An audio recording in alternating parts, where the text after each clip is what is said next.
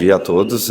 Primeiramente, ressaltar a importância realmente dessas feiras, em especial essa que nós participamos representando a Casa Legislativa, representando o povo caxiense, onde nós buscamos mais informações e melhores tecnologias para que a gente consiga contemplar bem a população caxiense, como viaturas, armamentos, seja para a Guarda Municipal, Brigada Militar, Polícia Civil, enfim, todos os órgãos de segurança.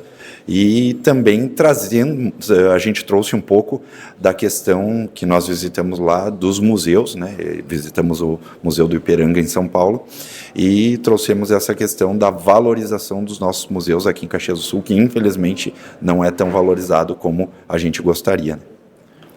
Que tipo de medida, assim, que outros destaques a gente podia dar para chamar a atenção do povo para, por exemplo, o Museu da FEB que a gente tem aqui, que é um museu muito completo, né? Muito rico.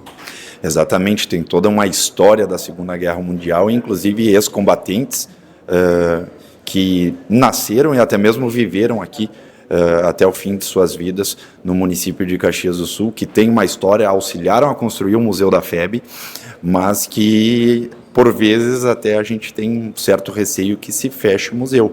Então até em 2022, 2023 a gente juntou alguns empresários para auxiliar em algumas reformas pontuais no museu, mas é claro, precisa uma intervenção do próprio Executivo Municipal para que se valorize toda essa cultura, se divulgue todo o trabalho e esforço que, em especial nesse caso, os ex-combatentes tiveram para combater o nazismo e o fascismo e para tornar o nosso Brasil e deixar nosso Brasil livre e com liberdade.